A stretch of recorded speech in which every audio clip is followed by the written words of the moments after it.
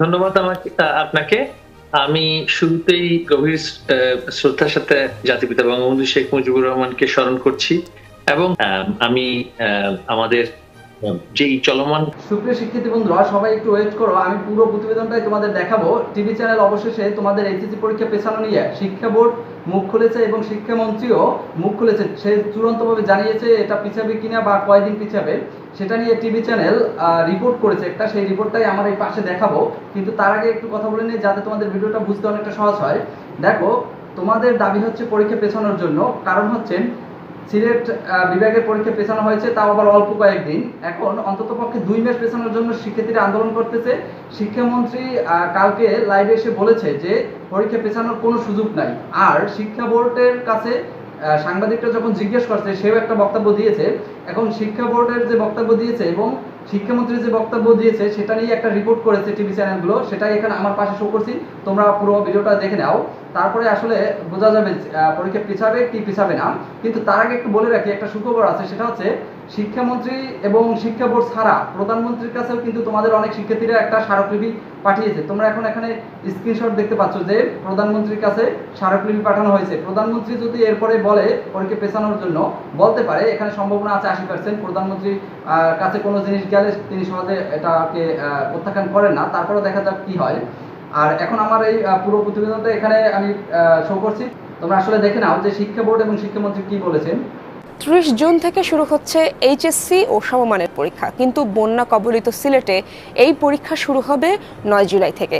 তবে পরীক্ষা আরও পেছানোর দাবি সেখানকার শিক্ষার্থীদের। প্রস্তুতির ঘাটতির কথা বলে অন্য বোর্ডের শিক্ষার্থীদেরও দাবি একই, কিন্তু আন্তঃশিক্ষা বোর্ডের সমন্বয়ক বলছেন পরীক্ষা পেছানোর সুযোগ নেই। তবে শিক্ষা গবেষক বলছেন আবহাওয়াগত বিষয়ে আমলে নিয়ে সারা দেশে একযোগে বোর্ড পরীক্ষা নেওয়া উচিত।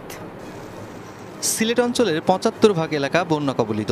দীর্ঘস্থায়ী এই বন্যার কারণে সিলেট শিক্ষা বোর্ডের 1 লাখ এইচএসসি ও সমমানের পরীক্ষার্থী পড়েছেন বিপদে। বন্যার কারণে 9 জুলাই থেকে সিলেটে হবে পরীক্ষা।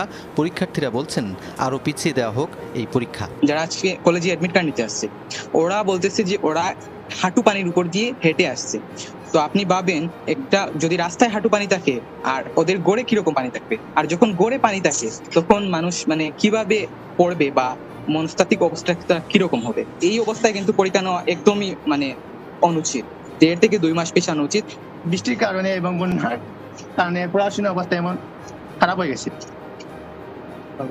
মানসিকভাবে অনেক বিরক্তি হয়ে গেছে। 1 মাস চাই পরীক্ষা পিছাইতে।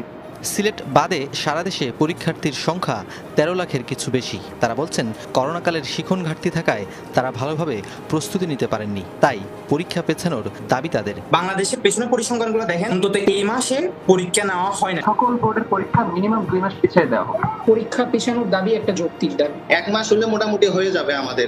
আমরা চাচ্ছি যে এমন একটা সময় যেখানে দুর্যোগপূর্ণ আবহাওয়া বিরাজ করবে না। দুর্যোগপূর্ণ মাসে কেন আসলে আমাদের পরীক্ষা নেওয়ার ব্যবস্থা করা হচ্ছে? পরীক্ষা সমন্বয়কের দায়িত্বে রয়েছেন ঢাকা শিক্ষা বোর্ডের চেয়ারম্যান। তিনি বলছেন সব দিক বিবেচনায় পরীক্ষার সিলেবাস ও এই রুটিন ঠিক করা হয়েছে। তবে সিলেটের পরীক্ষা আরও পেছানো হবে কিনা তা পর্যবেক্ষণ করা হচ্ছে। 30 জুন থেকে পরীক্ষা নেব, এটা অন্তপক্ষে আরও 6 মাস আগের থেকে আমরা ঘোষণা দিয়েছি। প্রস্তুতির কোনো ঘাটতি নেই। আমি আশা করি যে আগামী 30 জুন থেকে যে আমাদের পরীক্ষাটি অনুষ্ঠিত হতে যাচ্ছে, সেটাতে আমাদের পরীক্ষার্থীরা সুন্দরভাবে অংশগ্রহণ করতে পারবে। বন্যা পরিস্থিতি আস্তে আস্তে উন্নতি হচ্ছে। যদি আমরা দেখি যে না, এই সময়ের মধ্যে উন্নতি হয়নি, তখন আমরা আবার এটা রিভিজিট করার জন্য, রিভিউ করার জন্য আমাদের সুযোগ থাকবে।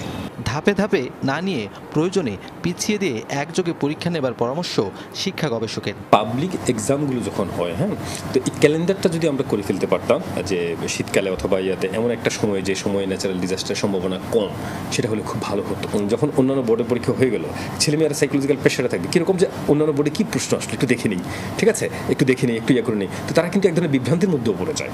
তো সুতরাং এই জিনিসগুলো না করে খুবই ভালো হবে যদি আমরা একসাথে পরীক্ষাগুলো নিতে পারি, এবং এই জন্য যদি 1 সপ্তাহ 10 দিন আমাদের অ্যাডজাস্ট করে নেওয়া লাগে, আমি মনে করি এটা ভালো সিদ্ধান্ত। পরীক্ষা পেছানোর গুজবে কান না দিয়ে শেষ সময়ে ভালো মতো প্রস্তুতি নেবার তাগিদ শিক্ষা সংশ্লিষ্টদের। সুপ্রিয় শিক্ষার্থী বন্ধুরা, তার মানে তোমরা ইজিলি বুঝতে পারলা, আসলে শিক্ষা বোর্ড বলছে পরীক্ষা পেছানোর কোনো সুযোগ নাই এবং শিক্ষামন্ত্রী বলছে পরীক্ষা পেছাবো না আমরা, 30 তারিখে শুরু হবে। কিন্তু সিলেট শিক্ষা বোর্ড সেই 8 দিন পিছানো থাকবে, 8 দিন পরে আবার শুরু হবে। এখন দেখো একটা তোমাদের ভরসা আছে, সেটা হচ্ছে প্রধানমন্ত্রীর কাছে যে স্মারকলিপি দিয়েছে, প্রধানমন্ত্রী এখন কি বলে সেটাই হচ্ছে তোমাদের একমাত্র ভরসা। প্রধানমন্ত্রী যদি বলে পরীক্ষা পেছাও তবে পিছাবে, নয়তো নাই। এখন প্রধানমন্ত্রী আসলে কি বলে সেটাও একটু 2 দিনের ভিতরে জানবো আমরা। সেটা জানার সাথে সাথে তোমাদের ভিডিও করে জানিয়ে দেবো। অবশ্যই চ্যানেলটি সাবস্ক্রাইব করে রাখো, তাহলে তুমি পেয়ে যাবা। আর আশা করি পরীক্ষা যখনই হোক তোমাদের পরীক্ষা ইনশাল্লাহ ভালো হবে। সবার জন্য শুভকামনা রইল। সবাই চ্যানেলটি সাবস্ক্রাইব করে রাখো।